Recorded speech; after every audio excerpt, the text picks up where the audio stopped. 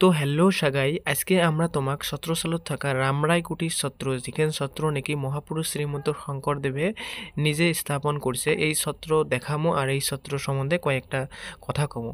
তো সত্র যাবার হলে তোমরা প্রথমত আগমনী থাকি এবং গাঁয়ের ভিতরে ভিতরে রাস্তা দিয়ে যাওয়া লিখবে। তো রাস্তা গেলে একদম পরিষ্কার আর পাকা করা রাস্তা, এমন করে গেতে গেতে তোমার মোটামুটি 7 কিলোমিটার যাওয়ার পরে পাইবেন ভারত বাংলাদেশ সীমান্তর সাথে লাগিয়ে থাকা ছত্রসাল।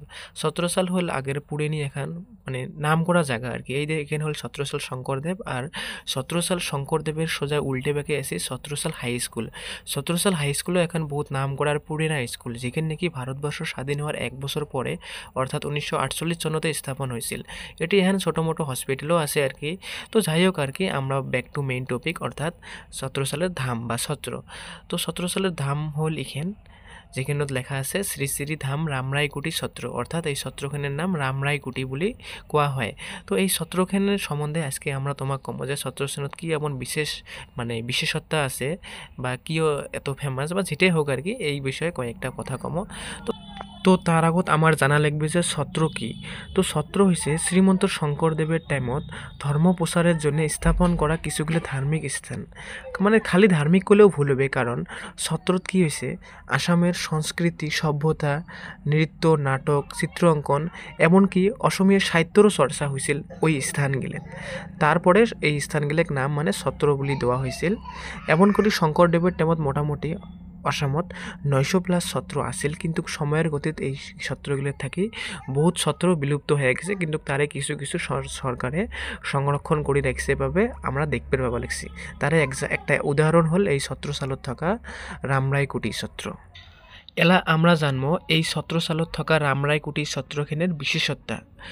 এই রামরায়কুটি সত্র 1500 শতিকাত মহাপুরুষ শ্রীমন্ত শঙ্করদেবে নিজে স্থাপন করছিল এই সত্রখান।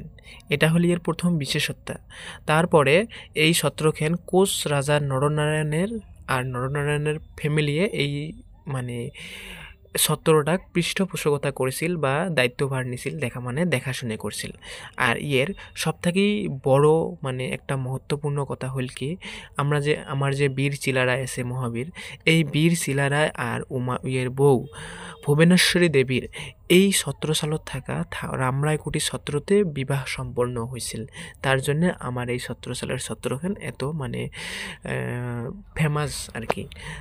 আর এই ধামের আরেকটা বড় মহত্বপূর্ণ কথা হল যে এটি রথ আছে। আমরা যে বইয়েতে পড়ছি রথ, ওই রথ এটি আছে, মানে শঙ্করদেবে ব্যবহার করা রথ, যেখানে রথ নাকি পিতল দিয়ে বানানো আছে বহুত বড়, ওই রথখান এটি আছে। মোটামুটি ধরো আজকে থেকে প্রায় 500-600 বছর আগত আসিল, মানে শঙ্করদেবে আনি রাখছিল।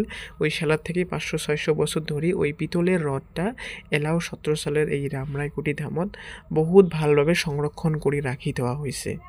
তো একদম গোটাই পিওর পিতলের রথ। চাই যে আসছেন তাই তো রথটাক দেখছেনে। মানে বছরত এক টাইমত রথের মেলা হয়, 17 সালত বহুত বড় রথের মেলা হয়। ওই রথের মেলার টাইমত এই রথটাক বাইরে বের করে আনা হয় মানুষের জন্যে। মানে এমনিও আদার্স টাইমত দেখলে পাওয়া যায়, মানে রাখা আছে ভাল করে, কিন্তু মেলার টাইমত আর কি রথটাক বাইরে বের করে রথের মেলা, বহুত বড় রথের মেলা পালন করা হয়, যেখানে কি আমার এইদিকে লোয়ার আসামের মধ্যে বহুত বড় রথের মেলা হয় এই মন্দিরের বা এই সত্রর ফিল্ডতে হয় আর কি। তো তোমরা যদি কোনো টাইমত আসেন ভাল করে দেখা পাবেন, রথ টথ দেখি যাবেন, বহুত পুরেনা কীর্তিস্তম্ভ বা কি হয় আর কি এগুলো।